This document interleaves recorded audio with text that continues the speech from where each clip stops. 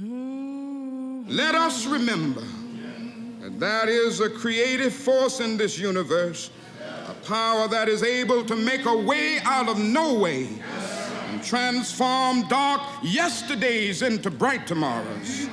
Let us realize that the arc of the moral universe is long, but it bends toward justice.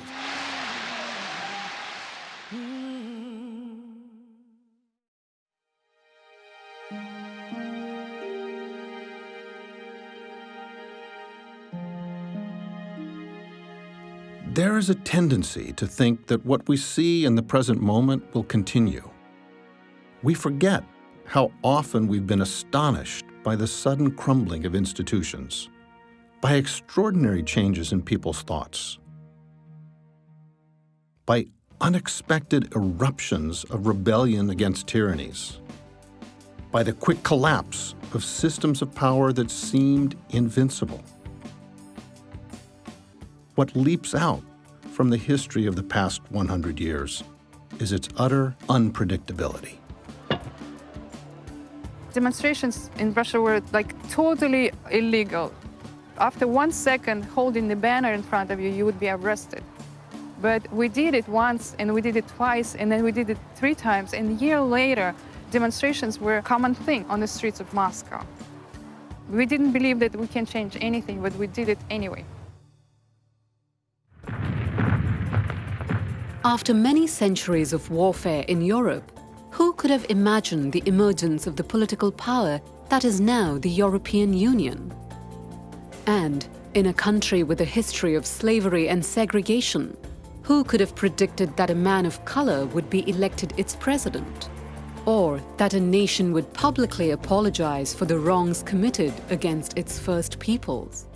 We apologize for the laws and policies of successive parliaments and governments that have inflicted profound grief, suffering and loss on these, our fellow Australians.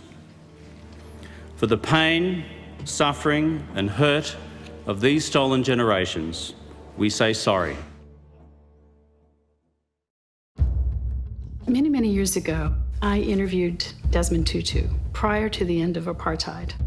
And he kept saying, when we end apartheid, and I kept thinking, yeah, right, dream on. I mean, I didn't want to, rain on his parade or anything, but in my heart of hearts, I thought, not in your lifetime. And lo and behold, a year and a half later, it was over.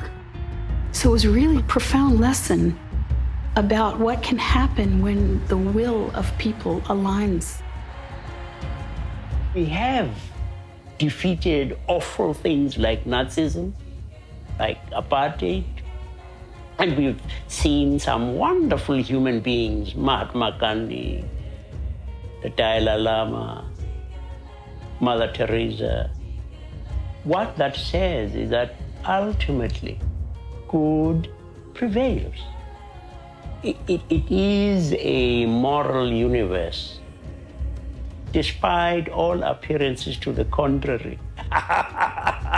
It is that there's no way in which evil will ultimately triumph.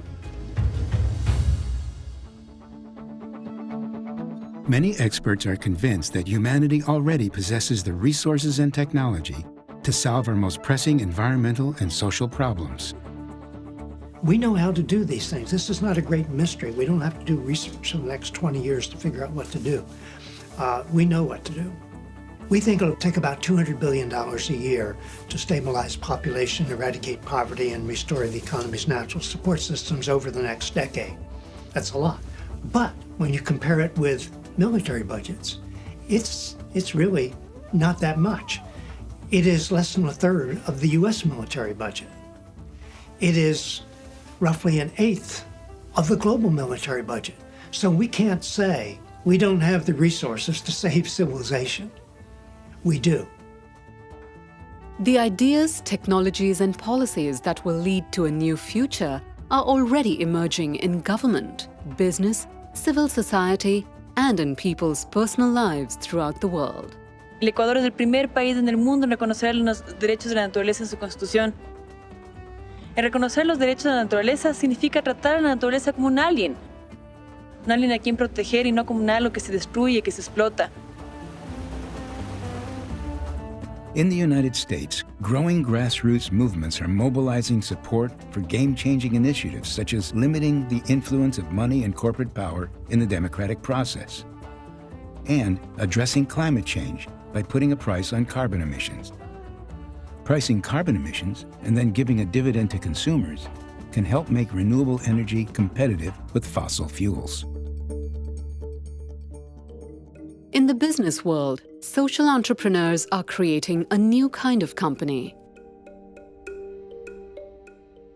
Normal companies have a legal obligation to maximize value for their shareholders, period. We wanted to create an opportunity for a company to both make money and make a difference.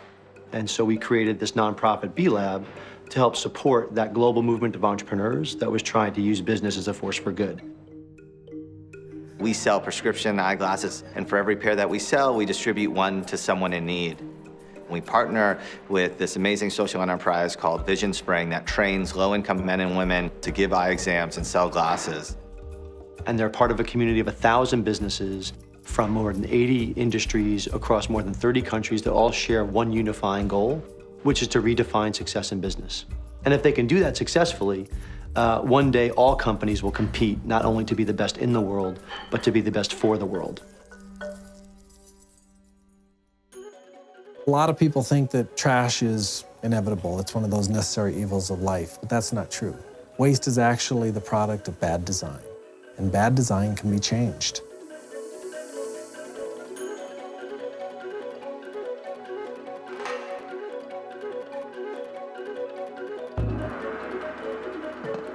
Innovative design is also creating low-tech solutions for the developing world.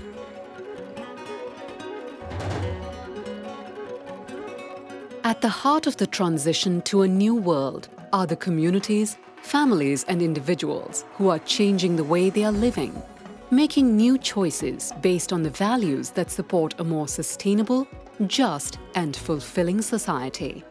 When we think about global warming, we think about transportation, we think about how we heat our houses.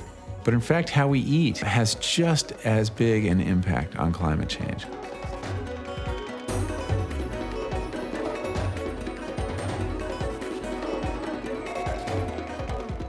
Everywhere on planet Earth, in cities and towns, suburbs and villages, a vast and unprecedented global phenomenon is beginning to make itself known.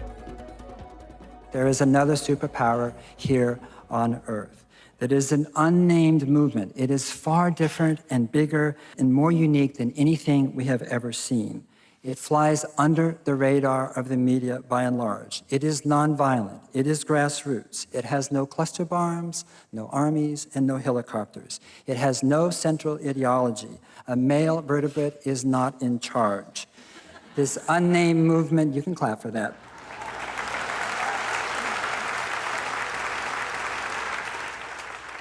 The very word movement is too small to describe it. This is humanity's immune response to resist and heal political disease, economic infection, and ecological corruption caused by ideologies. This is fundamentally a civil rights movement, a human rights movement. This is a democracy movement. It is the coming world. What you're seeing here is the beginning of a list of the 2 million organizations in the world that work towards social and environmental justice. And that's a minimum. To give you a sense of how big this movement is, if I start this tape today at 9 a.m. and we watch this all day and all night, and the day after that, and then we watch it for 3 more weeks, and then another month after that, we still would not have seen the names of all the groups in the world. It's the largest social movement in the history of humankind by far.